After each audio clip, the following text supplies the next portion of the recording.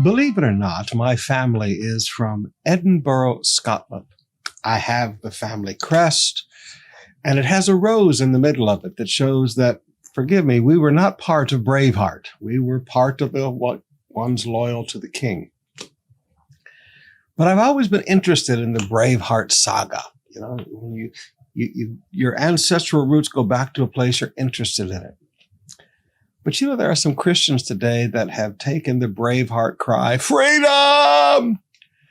And they've taken that cry and they've made it about sin. But it was never about sin. We have been set free from the power of sin. We are not free to sin. We have been freed from sin. Now, I like what the psalmist says in Psalms 119, verse 45 in our text today. I will walk in freedom, for I have devoted myself to your commandments. Now, did you hear that?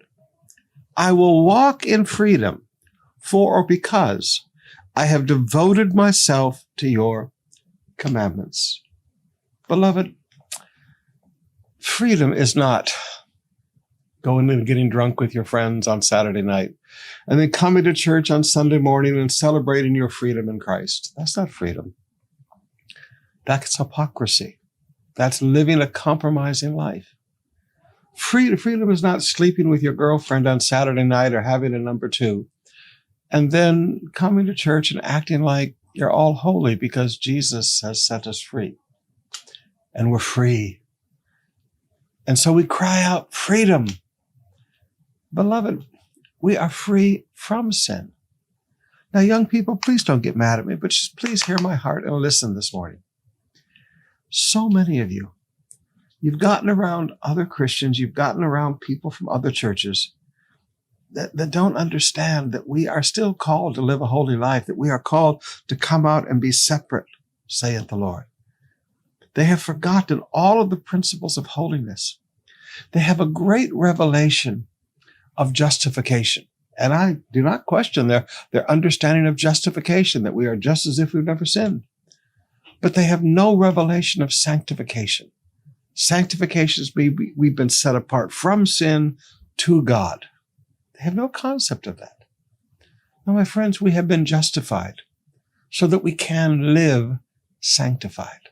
Now, I know those are big, fancy theological words, but it's just really simple. We've been made perfect and righteous in God's sight, not so that we can keep sinning, but so that we can walk away from sin and live for God. Now, young people, please, don't get into the compromised Christianity. There's nothing but pain there. There's nothing but suffering. There's nothing but so much hurt ahead. Please, follow Jesus. And really, when you begin to study Jesus and you understand the culture of Jesus' day, Jesus was a very conservative rabbi. He didn't hang out in the Colosseums. He didn't hang out in the baths and the parlors. He didn't hang out in the drunken places. Jesus was a very conservative rabbi. You want to be like Jesus? Be a conservative. Theologically speaking, holiness speaking.